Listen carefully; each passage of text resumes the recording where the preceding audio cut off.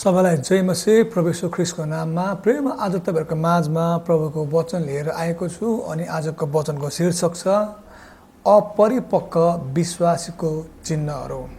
अपरिपक्व विश्वासीको चिन्हहरू। जब तपाईले ख्रीष्ट येशूलाई विश्वास गर्नुहुन्छ, जब मैले ख्रीष्ट येशूलाई विश्वास गर्छु, तब चाहिँ परमेश्वर चाहिँ हामी चाहिँ परिपक्व विश्वासी भएको चाहनुहुन्छ। पावलले लेख्नुहुन्छ, जबसम्म ख्रीष्ट तिमीहरूमा बनिनुहुन्न, म सुत्केरी व्यथा लागे चाहिँ प्रसूति वेदनामा छु। आज हामी जो हरेकले यीशु ख्रीष्टलाई विश्वास गरेका छौँ, आज हामी हरेकमा ख्रीष्ट येशूको पूर्ण स्वभाव आउनु परेको छ। अर्को शब्दमा आज हामीहरू हरेक विश्वासीहरू चाहिँ विश्वासीय जीवनमा, आत्मिक जीवनमा परिपक्व हुनु एकदमै आवश्यक छ।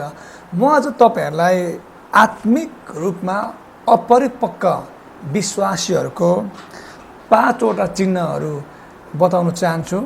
जुन 5 वटा चिन्हहरू तपाईले बुझ्नु भयो भने म विश्वास गर्छु कि तपाईलाई चाहिँ आत्मिकी अपरिपक्व होइन, तर तपाईलाई चाहिँ आत्मिकी परिपक्व हुनुको लागि सहायता गर्छ। जसरी हामी शरीरको जीवनमा पनि, व्यवहारिक जीवनमा पनि हामीहरू परिपक्व हुनुपर्छ, त्यसरी नै हामीहरू आत्मिक जीवनमा पनि परिपक्व हुनुपर्छ। र म तपाईलाई बताउन चाहन्छु, परमेश्वर तपाई आत्मामा बच्चाइ भएको चाहनुहुन्न। इभन पावलले के लेख्नु भएको छ भने, यतिको समयसम्म त तिमीहरू त परिपक्व भइसक्नु पर्ने थियो, तर तिमीहरू त दुधे बालक नै छौ। पावलले के भन्नुहुन्छ, यतिको समयसम्ममा तिमीहरू त आत्मामा परिपक्व भइसक्नु पर्ने थियो, आत्मामा दरो भइसक्नु पर्ने थियो, तर तिमीहरू त दुधे बालक झै छौ। सो आज म तपाईलाई 5 वटा चिन्हहरू बताउन चाहन्छु। जसरी जन्डिस लागेको मान्छेको आँखा पहेँलो हुन्छ, नङहरू पहेँलो हुन्छ, त्यसरी नै जसरी गर्भवती स्त्रीको चिन्ह के हुन्छ, किनभने उसको पेटको आकार चाहिँ बिस्तारै बिस्तारै बढ्नु थाल्छ। म पहिला ड्रग एडिक्ट थिएँ, त्यो बेलामा मेरो आँखाहरू प्राय ड्रगले रातो भइरहेको हुन्थ्यो।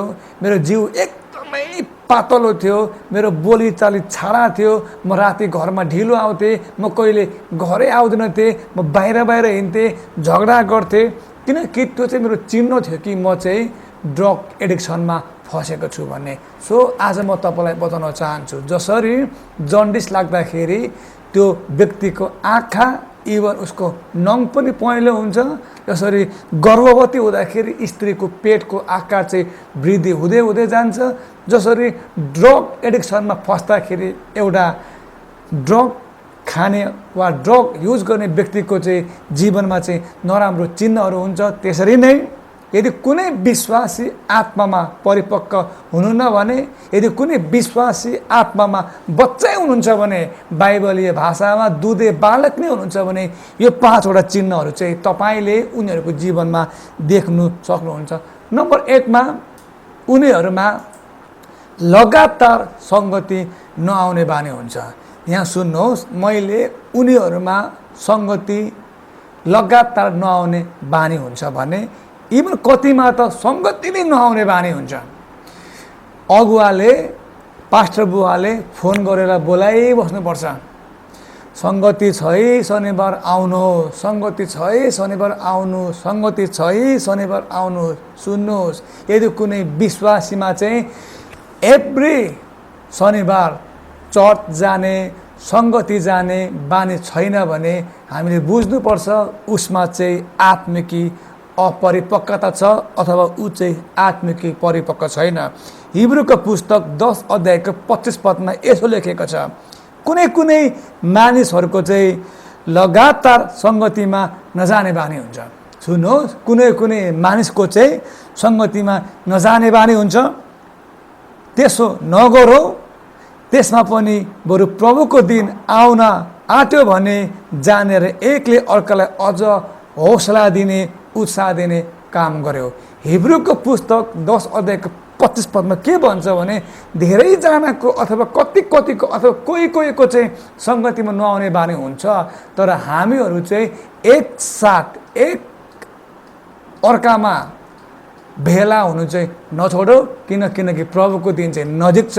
सो हामीले चाहिँ एकले अर्कालाई चाहिँ उत्साह देऊ। सो आज म तपाईँलाई बताउन चाहन्छु, यदि तपाईँको पनि मण्डली निरन्तर नजाने बानी छ भने, यदि तपाईँले मलाई अहिले युट्युबबाट हेर्दै हुनुहुन्छ भने, यदि तपाईँलाई पनि तपाईँको पास्टर बाउले मण्डली आउनुहोस् तपाईँलाई भनिबस्नुपर्छ भने तपाईँ पनि आत्मामा अपरिपक्व हुनुहुन्छ। प्राय आत्मामा अपरिपक्व भएको विश्वासीहरूलाई चर्च आऊ भनेर बोलाइबस्नुपर्छ अनि बहाना बनाउनुहुन्छ, मेरो त पास्टर बुवा काम परेको थियो, मेरो त पास्टर बुवा घरमा पाहुनाहरू आएको थियो। अनि म तपाईँलाई बताउन चाहन्छु, एक हप्ता पो तपाईँको घरमा पाहुना आउँछ, 2 हप्ता पो तपाईँको घरमा पाहुना चाहिँ के हरेक शनिबार तपाईँको घरमा के पाहुना नै आएको हुन्छ त? अनि आज म तपाईँलाई सुन्नुहोस्, बताउन चाहन्छु, एउटा स्कुलमा भर्ती भएको विद्यार्थी हरेक दिन स्कुलमा गएन भने उसको शिक्षकले के पढाउँदैछ त्यो कुरा उसले कहिले पनि सुनेकै हुँदैन, त्यो कुरा उसले कहिले पनि बुझेकै हुँदैन। अनि के हुन्छ फलस्वरूप जब उसको परीक्षा हुन्छ, जब उसको एक्जाम हुन्छ, त्यो स्कुलै नजाने विद्यार्थी चाहिँ फेल हुन्छ। सो आज म तपाईँलाई बताउन चाहन्छु, यदि तपाईँ विश्वासी हुनुहुन्छ र तपाईँ कहिले पनि चर्च जानुहुन्न, तपाईँ कहिले पनि तपाईँ सङ्गतिमा तपाईँ जानुहुन्न भने तपाईँको आत्मिक जीवनमा पनि शैतानले तपाईँलाई परीक्षा गर्छ, तपाईँलाई उसले आक्रमण गर्छ। शैतानले जहिले पनि विश्वासीलाई परीक्षा गर्छ, शैतानले जहिले पनि विश्वासीलाई आक्रमण गर्छ, किनकि शैतान चाहँदैन विश्वासीको चाहिँ आत्मिक जीवन राम्रो भएको, किनभने आत्मिक जीवन राम्रो हुने बित्तिकै हरेक क्षेत्र, जीवनको हरेक क्षेत्र चाहिँ राम्रो हुन्छ। प्रभु यीशुले के भन्नुभयो? ईश्वरको राज्य पहिला खोजी गर र सबै थोक तिमीलाई थपिनेछ। यहाँ यीशुले यो भन्नुपर्ने थियो त, सबै कुराको पहिला खोजी गर अनि अन्तिममा चाहिँ ईश्वरको राज्य खोजी गर। तर प्रभुले के भन्नुभयो? होइन, पहिला चाहिँ परमेश्वरको राज्यको, पहिला चाहिँ मेरो खोजी गर, मेरो वचनको खोजी गर, मेरो सङ्गतिको खोजी गर, मसँग प्रार्थनाको खोजी गर, पहिला चाहिँ मेरो खोजी गर। बुझ्ने भाषामा जीवनको पहिलो स्थानमा चाहिँ मलाई राख। आज म तपाईँलाई सोध्न चाहन्छु, तपाईँले मलाई हेर्दै हुनुहुन्छ भने तपाईँको जीवनमा पहिलो प्राथमिकता तपाईँले कसलाई दिनुहुन्छ?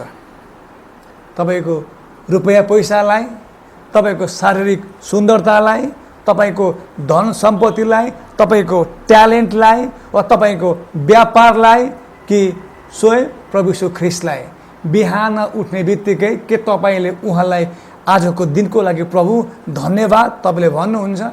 कि राति सुत्ने बेलामा तपाईँले सपरिवार, यदि तपाईँ एक्लै विश्वासी हुनुहुन्छ भने पनि के तपाईँले राति सुत्ने बेलामा तपाईँले आफ्नो ओछ्यानमा तपाईँले उहाँलाई धन्यवाद दिनुहुन्छ? प्रभु दिनभरि तपाईँले हामीलाई, दिनभरि तपाईँले मलाई सुरक्षा दिनुभयो, तपाईँको कृपाले गर्दा मेरो दुर्घटना भएन, तपाईँको कृपाले गर्दा म जीवित छु, म जिउँदैछु, तपाईँको कृपाले गर्दा म आज हेल्दी छु, स्वस्थ छु, तपाईँको कृपाले गर्दा मेरो कुनै नाश भएन। तपाईँलाई थाहा छ जब कोरोना भाइरस आयो, तपाईँलाई थाहा छ नि संसारमा कतिजना मान्छेले कोरोना भाइरसको कारणले जीवन गुमाउनु पर्यो। तपाईँ अहिलेसम्म पनि संसारमा जिउँदै हुनुहुन्छ, तपाईँको परिवारको एकजना मान्छे पनि मृत्यु भएको छैन। थाहा छ तपाईँलाई? नेपालमा मात्रै 1600 जना मान्छेले लकडाउनको समयमा आत्महत्या गर्नुभयो।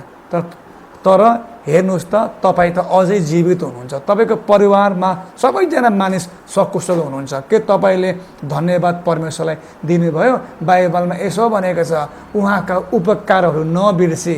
भजन सङ्ग्रह 103 अध्यायमा दाउदले के भन्नुहुन्छ भने परमेश्वरले गर्नुभएको उपकारहरू नबिर्सी। तपाईँलाई परमेश्वरले कुन रोगदेखि निको पार्नुभयो? तपाईँलाई परमेश्वरले कसरी उद्धार गर्नुभयो, तपाईँलाई परमेश्वरले कसरी पल पल तपाईँको शत्रुको हातदेखि बचाउनु भयो। हामीले उहाँको उपकारलाई बिर्सिनु हुँदैन। सो म तपाईँलाई बताउनु, फेरि पनि म तपाईँलाई सोध्नु चाहन्छु वा म तपाईँलाई बताउनु चाहन्छु के तपाईँको जीवनको पहिलो प्राथमिकता यीशु ख्रीष्टको राज्य भएको छ? के तपाईँको जीवनको पहिलो प्रायोरिटी यीशु ख्रीष्टको राज्य र स्वयं यीशु ख्रीष्ट हुनुभएको छ?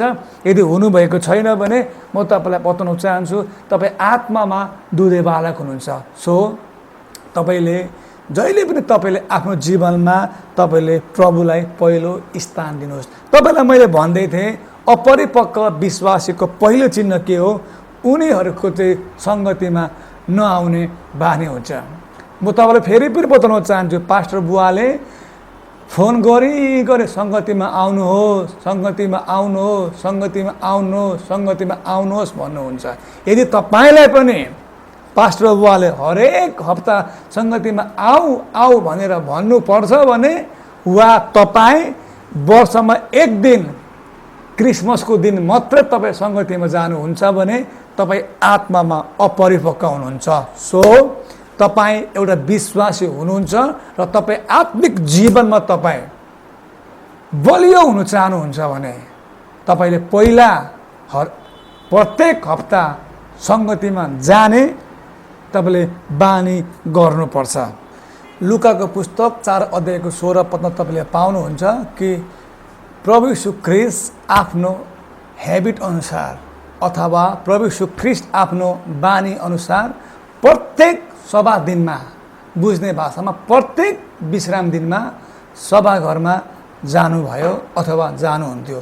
लुकाको पुस्तक 4 अध्यायको 16 पद अनुसार प्रभु यीशु ख्रीष्ट पनि नि आफ्नो जीवनभरि प्रत्येक विश्राम दिनमा, प्रत्येक सभा दिनमा सभाघर जानुभयो। अहिले बुझ्ने भाषामा मण्डली जानुभयो अथवा सङ्गतिको लागि जानुभयो। सो म तपाईँलाई फेरि पनि बताउन चाहन्छु, आज विश्वासीहरू चाहिँ सङ्गतिको लागि चाहिँ तृषित हुनुपर्छ। आज विश्वासीहरू सङ्गतिको लागि चाहिँ एकदमै तृषित अथवा एकदमै तिर्खाएको हुनुपर्छ। यदि तपाईँको सङ्गतिमा जाने बानी छैन भने आज म तपाईँलाई हिब्रूको पुस्तक 10 अध्यायको 25 पद, हिब्रूको पुस्तक 10 अध्यायको 25 पद र लुकाको पुस्तक 4 अध्यायको 16 पद अनुसार तपाईँको जीवनमा सङ्गति जाने बानी होस् भनिकन म तपाईँलाई बताउन चाहन्छु। नम्बर 2 मा सुन्नुहोस्, अपरिपक्व विश्वासीको दोस्रो चिन्ह मण्डलीबाट आश गर्ने, चर्चबाट आश गर्ने। चर्चले मलाई आर्थिक सहायता गर्नुपर्छ, चर्चले मलाई हेल्प गर्नुपर्छ, चर्चले मलाई त्यो दिनुपर्छ, चर्चले मलाई सहायता गर्नुपर्छ। विभिन्न कुरामा खालि मण्डलीबाट आश गर्ने, खालि मण्डलीबाट आश गर्ने। अनि आज म तपाईँलाई बताउन चाहन्छु, यदि तपाईँ अपरिपक्व विश्वासी हुनुहुन्छ भने तपाईँले मण्डलीबाट आश गर्नुहुन्छ, तपाईँ गुनासो गर्नुहुन्छ, मलाई मण्डलीले केही पनि दिएन, मलाई मण्डलीले आर्थिक सहायता गरेन। आज म तपाईँलाई बताउन चाहन्छु, अपरिपक्व विश्वासीले मात्रै मण्डलीबाट आश गर्छ, तर परिपक्व विश्वासीले चाहिँ मण्डली निर्माण गर्छ। प्रिय सुन्नुहोस् है, अपरिपक्व विश्वासीले मात्रै मण्डलीबाट आश गर्छ अनि गनगन गर्छ, मण्डलीको विरोध गर्छ, तर परिपक्व विश्वासीले चाहिँ मण्डली निर्माण गर्नुमा, मण्डलीलाई मजबुत बनाउनुमा, इभन आर्थिक रूपमा, आत्मिक रूपमा अथवा हरेक क्षेत्रबाट उसले चाहिँ सहायता गर्छ। यदि तपाईँको पनि चर्चबाट आश गर्ने र चर्चले दिएन, मलाई सहायता गरेन, मलाई हेरेन भनेर यदि तपाईँको गनगन गर्ने बानी छ भने म तपाईँलाई एउटा कुरा बताउन चाहन्छु, तपाईँ आत्मिकी अपरिपक्व हुनुहुन्छ। प्राय जो विश्वासीहरू आत्मामा कमजोरी हुन्छन्, आत्मामा अपरिपक्व हुन्छन्, परिपक्व भएको हुँदैन। प्राय त्यस्तो विश्वासीहरूले चाहिँ के कुरा भन्नुहुन्छ भने मलाई आवश्यकता पर्दा मण्डली कहाँ गयो। अब सुन्नुहोस्, प्राय आत्मामा अपरिपक्व, आत्मामा दुधे बालक भएको विश्वासीको चाहिँ गनगनै हुन्छ, मलाई खाँचो पर्दा मण्डली कहाँ थियो, मलाई दुःख पर्दा मण्डली कहाँ थियो। तर आज म तपाईँलाई सोध्नु चाहन्छु, मण्डलीलाई जब तपाईँको खाँचो थियो तपाईँ त्यो बेला कहाँ हुनुहुन्थ्यो? मण्डलीलाई जब साँच्चै नै तपाईँको सहायता चाहिएको थियो, तपाईँको सहयोग चाहिएको थियो, त्यो बेलामा तपाईँ कहाँ हुनुहुन्थ्यो? सुन्नुहोस् विश्वासीजन, हामी घरभित्र बस्छौँ, घरले हामीलाई आँधी हुरीबाट बचाउँछ, जाडोबाट बचाउँछ, इभन बर्खायाममा आकाशको पानीबाट बचाउँछ। हामी जुन घरमा बस्छौँ त्यो घरले हामीलाई विभिन्न दुर्घटनाबाट पनि बचाउँछ। तर सुन्नुहोस्, त्यो घर पनि पुरानो हुँदै गएपछि त्यो घरलाई पनि फेरि हामीले बनाउनु पर्छ, त्यो घरलाई पनि फेरि हामीले निर्माण गर्नुपर्छ। तपाईँले तपाईँको घरलाई जति बलियो बनाउनुहुन्छ, तपाईँले तपाईँको घरलाई जति तपाईँले निर्माण गर्नुहुन्छ, त्यति नै लामो समयसम्ममा तपाईँलाई तपाईँको घरले सुरक्षा दिन्छ, घामदेखि बचाउँछ, चट्याङदेखि बचाउँछ, आँधी भेरीबाट, बर्खायाममा पानीबाट बचाउँछ। तर तपाईँ चाहिँ घरलाई वास्तै गर्नुहुन्न। तपाईँ 15-20 वर्ष तपाईँ घरदेखि तपाईँ टाढा टाढा जानुभएको छ, तपाईँको घरमा कोही पनि बस्दैन भने त त्यो घरमा त भत्किन्छ, त्यो घरको त रङ खुलिन्छ, त्यो घरको त भित्ताहरू चर्किन्छ, इभन त्यस्तो घरमा त बाहिरको मान्छेहरू आएर फोहोर कुरा पनि थुपारेर जान्छ। सो आज म तपाईँलाई बताउन चाहन्छु, के तपाईँ पनि मेरो चर्चले मलाई के दियो, मेरो मण्डलीले मलाई के दियो, मलाई खाँचो पर्दा मेरो मण्डली कहाँ थियो भन्दै तपाईँ गनगन त गर्दै बस्नुभएको छैन। यदि तपाईँ गनगन गर्दै बस्नुभएको छ भने म तपाईँलाई बताउन चाहन्छु, तपाईँको मनको आँखा उग्रेकोस्, तपाईँ आत्मिक अपरिपक्व हुनुहुन्छ। आत्मामा परिपक्व भएको विश्वासीले नि कहिले पनि चर्चबाट आशा गर्दैन। आत्मामा परिपक्व भएको विश्वासले नि कहिले पनि चर्चले मलाई यो देला कि त्यो देला भन्दैन। तर आत्मामा परिपक्व भएको विश्वासले चाहिँ नि मैले पनि चर्चको लागि केही गर्नुपर्छ। बाइबलमा यसो भनेको छ परमेश्वरको वचनले, मैले भनेको होइन है, बाइबलमा परमेश्वरको वचनले यसो भनेको छ। पुरानो करारमा मेरो मन्दिर वा मेरो भवन चाहिँ भग्नावशेष भइसकेको छ। बुझ्ने भाषामा मेरो मन्दिर चाहिँ भत्किन लागिसकेको छ। तर तिमीहरू चाहिँ आफ्ना घरहरूमा चाहिँ बुट्टेदार बनाएर बस्दैछौ। सुन्नुहोस् त, यहाँ के भन्छ परमेश्वरको वचनले, मेरो मन्दिर चाहिँ भत्किनु आँटेको छ, तर तिमीहरू आफ्नो घर चाहिँ राम्रो राम्रो बुट्टादार घरमा बसिरहेका छौ। सो सुन्नुहोस्, परिपक्व विश्वासीले मण्डलीले मलाई यो दिएन त्यो दिएन, मलाई आवश्यकता पर्दा मण्डली कहाँ थियो भनेर गनगन गर्दैन। तर परिपक्व विश्वासीले जहिले पनि हाम्रो मण्डली हो, हाम्रो मण्डली हो, परमेश्वरको मण्डली हो, परमेश्वरको राज्य हो भनेर जहिले पनि बरु उसले मण्डलीको लागि सहयोग गर्ने व्यक्ति चाहिँ बनिन्छ। नम्बर 3, तपाईँलाई मैले नम्बर 1 मा भने अपरिपक्व विश्वासहरू प्राय सङ्गतिमा आउँदैनन्। 2 नम्बरमा मण्डलीबाट आश मात्रै गर्छन् तर मण्डलीलाई कहिले पनि याद गर्दैनन्। नम्बर 3 मा आफ्नै धुनमा मस्त हुन्छ, चर्चको केही वास्ता हुँदैन। आफ्नै धुनमा मस्त हुन्छ, चर्चको केही वास्ता हुँदैन, अथवा परमेश्वरको राज्यको केही वास्ता हुँदैन। फिलिपीको पुस्तक 2 अध्यायको 20, 21, 22 साँचो मनले तिमीहरूको वास्ता राख्ने तिमोथी बाहेक मसँग अरू कोही छैन, अरू त सबै आफ्नै धुनमा मात्रै मस्त छन्। सुन्नुहोस् है, अरू त सबै आफ्नै धुनमा मात्रै मस्त छन्। येशू ख्रिस्टको बारेमा वास्ता गर्ने कोही पनि छैनन्। पावलले फिलिप्पीको पत्रमा के भन्छ भने सबैजना आफ्नै धुनमा मस्त छ, ख्रिस्ट येशूको बारेमा वास्ता गर्ने कोही पनि छैन। सुन्नुहोस्, जो विश्वासी आत्मामा अपरिपक्व हुन्छ नि, त्यो विश्वासीले आफ्नै मात्र धुन हुन्छ, आफ्नै मात्र वास्ता हुन्छ। म कसरी मेरो लागि ऊ शारीरिक कुरामा ऊ मस्तै हुन्छ, संसारको कुरामा ऊ मस्तै हुन्छ, तर उसले कहिले पनि परमेश्वरको राज्य कसरी बढाउने, उहाँको राज्य कसरी वृद्धि गर्ने, परमेश्वरको जनहरूलाई कसरी सहायता गर्ने, परमेश्वरको राज्यमा मैले कसरी हेल्प गर्ने, त्यो कुराहरू उनीहरूलाई कहिले पनि वास्ता हुँदैन। किनकि उनीहरू चाहिँ शारीरिक कुराहरूले, किनकि उनीहरू चाहिँ संसारको कुराहरूले मस्त भएको हुन्छ। सो म तपाईँलाई बताउन चाहन्छु, परिपक्व विश्वासी चाहिँ आफ्नै धुनमा मस्त हुँदैन, तर परिपक्व विश्वासी चाहिँ प्रभु यीशु ख्रीष्टको राज्य बढाउने काममा, प्रभु यीशु ख्रीष्टको राज्य वृद्धि गर्ने काममा, अनि इभन मण्डलीलाई सहायता गर्ने काममा, सेवकाईलाई हेल्प गर्ने काममा जहिले पनि उनीहरू चाहिँ अगाडि हुन्छ। प्रिय सुन्नुहोस्, परिपक्व विश्वासीको जीवनमा कहिले पनि आफ्नो मण्डलीप्रति गुनासो गनगन कहिले पनि हुँदैन। मलाई मेरो मण्डलीले हेरेन, मलाई मेरो मण्डलीले सहायता गरेन, मलाई आवश्यकता पर्दाखेरि मण्डली कहाँ थियो, त्यो कुरा कहिले पनि एउटा परिपक्व विश्वासीले गर्दैन। तर एउटा परिपक्व विश्वासीले चाहिँ मण्डलीलाई निर्माण गर्नुमा, मण्डलीको सेवकाईलाई वृद्धि गर्नुमा, मण्डलीलाई सहायता गर्नुमा उसले चाहिँ सहायता गर्छ, अथवा मण्डलीलाई बनाउनुमा उसले चाहिँ हेल्प गर्ने गर्दछ। नम्बर 4 मा म तपाईँलाई बताउन चाहन्छु अपरिपक्व विश्वासीको अर्को चिन्ह। अपरिपक्व विश्वासीले चाहिँ जहिले पनि आफ्नो अगुवाको, आफ्नो पास्टर बुवाको चाहिँ गनगन गर्छ।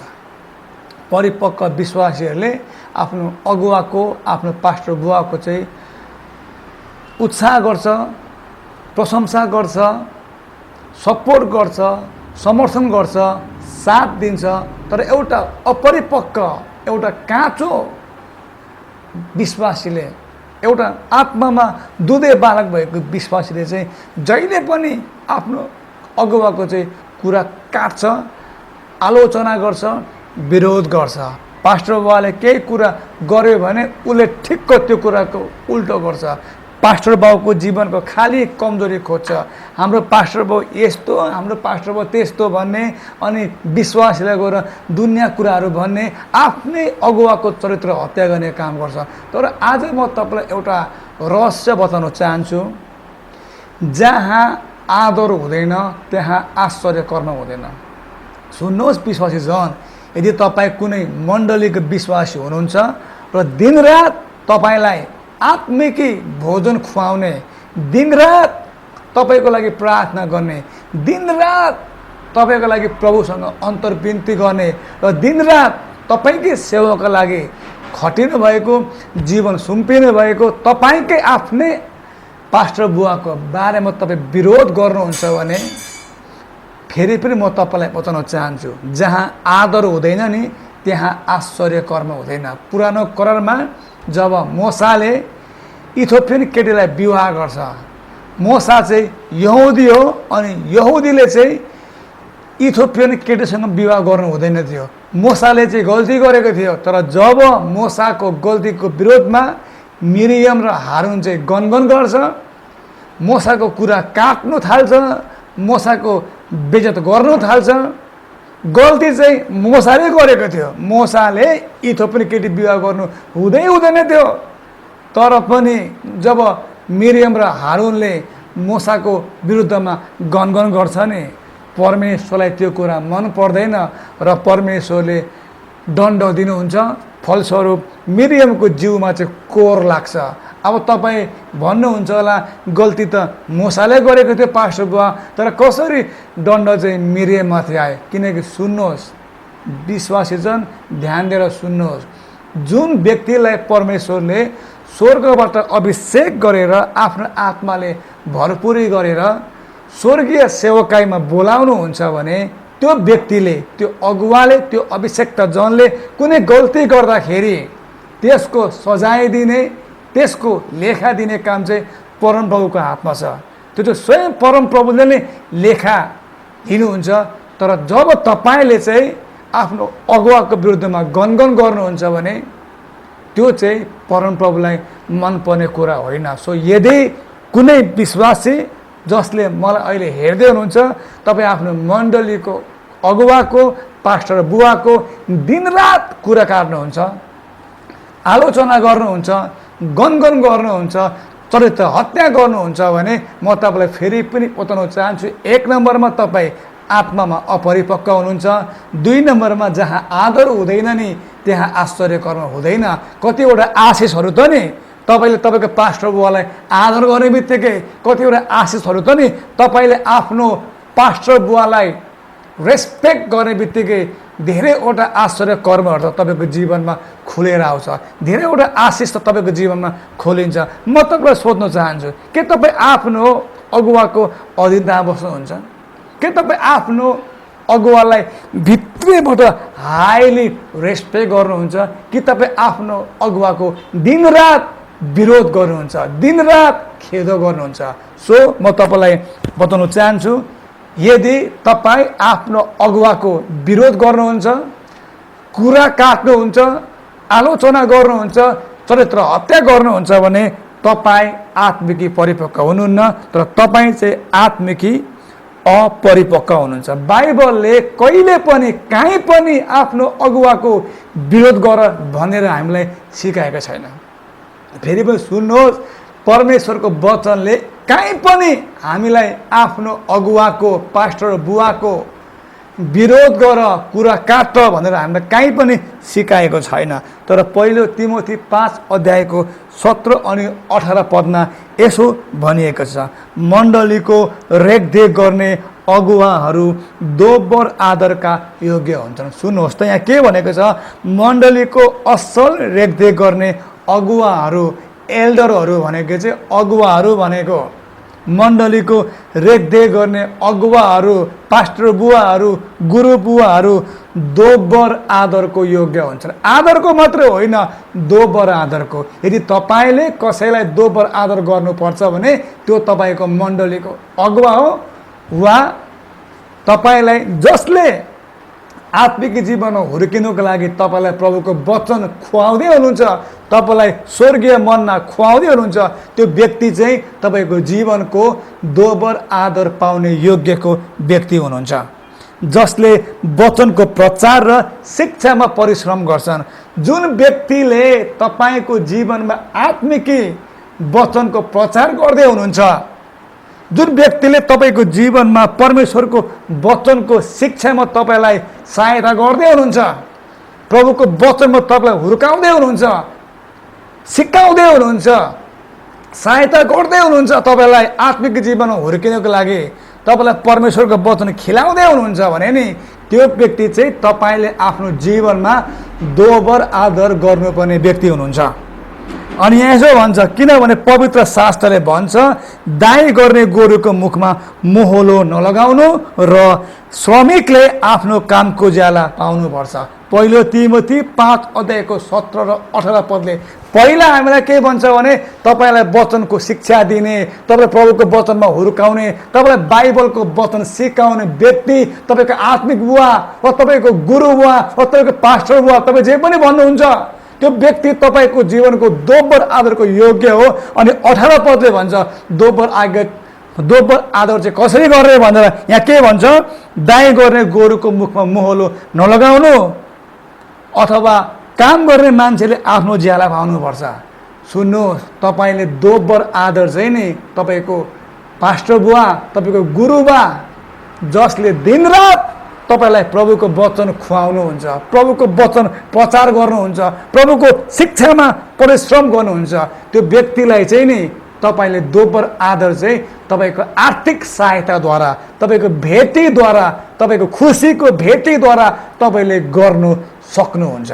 प्राय विश्वासीहरू आफ्नो अगुवालाई, आफ्नो पास्टर बुवालाई, आफ्नो गुरु बुवालाई, आफ्नो मण्डलीको पास्टरलाई आदर त गर्दैन, दोब्बर आदर त गर्दैन, बरु के गर्छ, कुरा पो काट्छ, आलोचना पो गर्छ, विरोध पो गर्छ, चरित्र हत्या पो गर्छ। तर यहाँ बाइबलले हामीलाई के भनेको छ, कुरा काट भन्दैन त, विरोध गर भन्दैन त, तर यहाँ बाइबलले के भन्यो, दोब्बर आदर गर भन्यो। सो सुन्नुहोस्, यदि तपाईँको जीवनमा नि तपाईँ परिपक्व विश्वासी हुन चाहनुहुन्छ भने र यदि तपाईँको जीवनमा नि तपाईँले आशिष पाउन चाहनुहुन्छ भने नि आजैदेखि आफ्नो आत्मिक बुवाको, आफ्नो पास्टर बुवाको, आफ्नो गुरु बुवाको कमी कमजोरीलाई कोट्याइराख्ने,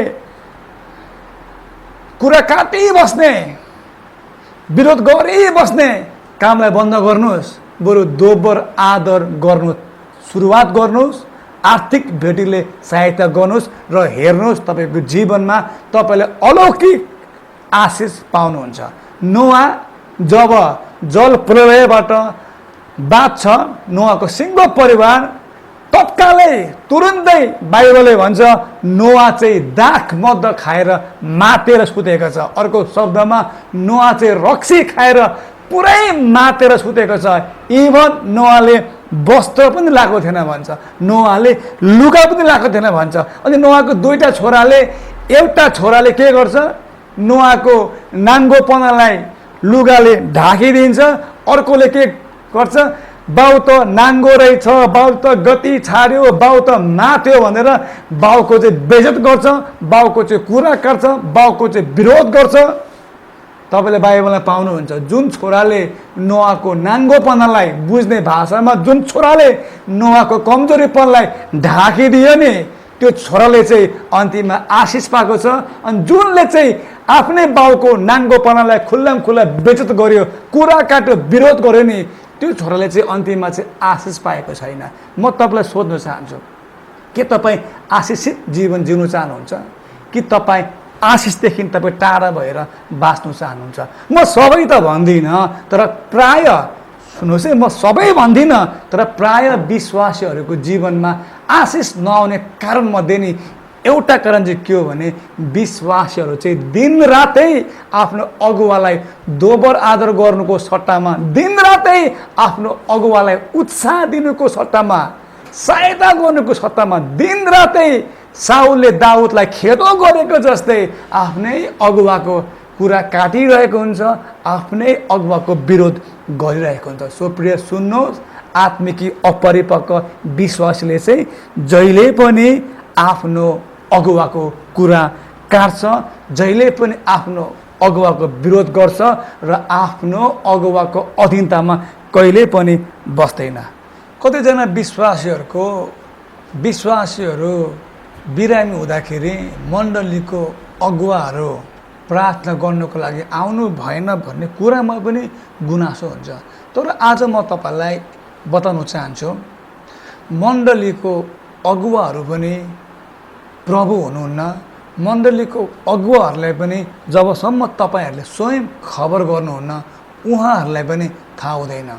अनि मण्डलीको अगुवाहरूले जहिले पनि आफूले सकेसम्म आफ्नो विश्वासीहरूलाई आत्मामा हुर्काउने काम गर्नुहुन्छ र इभन दुःख बिमारी पर्दाखेरि पनि सबै मण्डलीको अगुवाहरूले प्रार्थना गर्ने काम गर्नुहुन्छ। तर यो कुरा म तपाईँलाई किन भन्दैछु भने जब विश्वासीहरूमा परिपक्वतापन आउँदैन, यो विषयमा पनि विश्वासीले गुनासो गर्ने गर्छन्।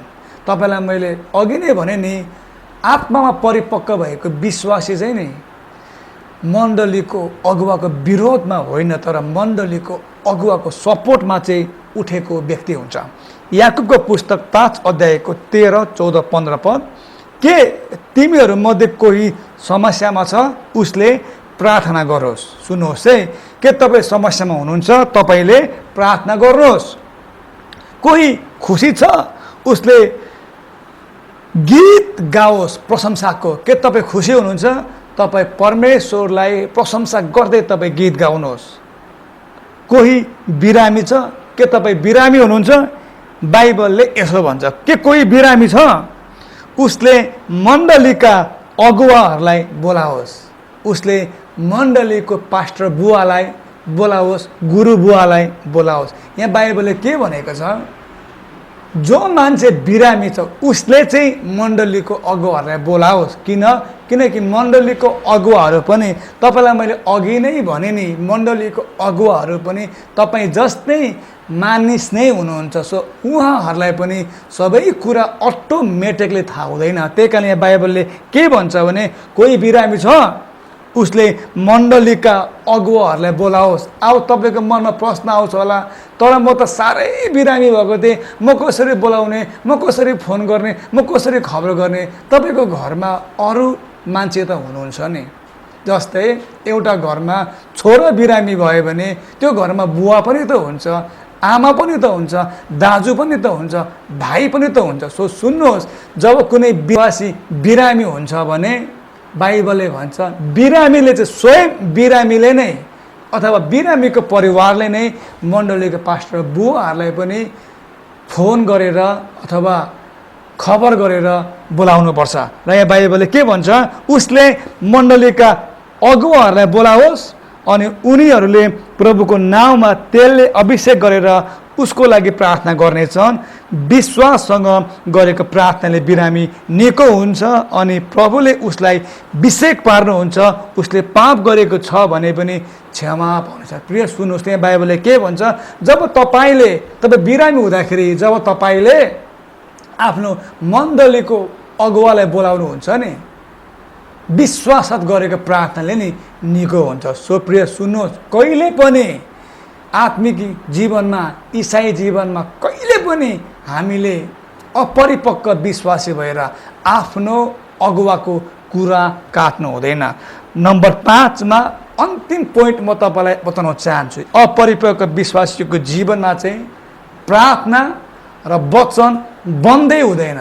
प्रिय ध्यान दिएर सुन्नुहोस्, अपरिपक्व विश्वासीको जीवनमा चाहिँ प्रार्थना र परमेश्वरको वचन चाहिँ जिरो हुन्छ। सबै कुरा गर्नु भ्याउँछ, प्रार्थना गर्नु भ्याउँदैन, सबै कुरा गर्नु भ्याउँछ, बाइबल पढ्नु भ्याउँदैन। प्रिय फेरि पनि सुन्नुहोस् है, नयाँ मुभी कुनायो थाहा हुन्छ, नयाँ ग्याजेट कुनायो थाहा हुन्छ, सबै कुराको ज्ञान छ, सबै कुराको नलेज छ, टिकटक बनाउनु भ्याउँछ, 24 घन्टा सोसल साइट्समा, इन्स्टाग्राममा, भाइबरमा, वाट्सएपमा, फेसबुकमा अनलाइन आउनु भ्याउँछ। तर एउटै मात्र कुरा भ्याउँदैन। त्यो कुरा के गर्नु भ्याउँदैन? प्रार्थना गर्नु र वचन पढ्नु भ्याउँदैन। कलसीको पुस्तक 3 अध्यायको 16 पदमा यसरी भनेको छ, ख्रिस्ट येशूको वचन तिमीहरूको हृदयमा भरपुरीसँग बास गरेको होस्। ख्रिस्ट येशूको वचन तपाईँको हृदयमा चाहिँ धेरैभन्दा धेरै तपाईँले राखेको हुनुपर्छ।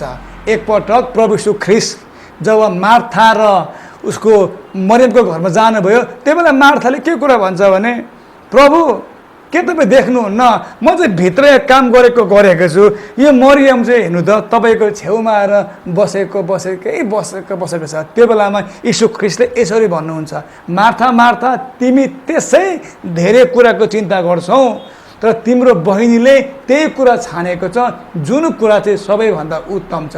त्यो कुरा चाहिँ के थियो?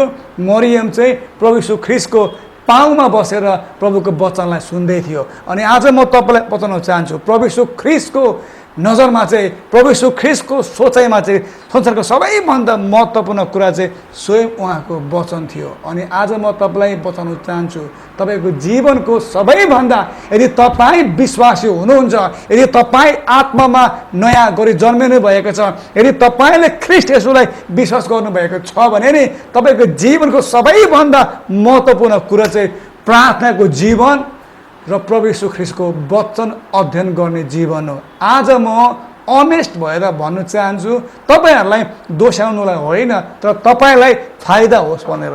आज यो अन्तिम दिनहरूमा आज विश्वासीहरू प्रार्थनामा र प्रभुको वचनमा झन् धेरै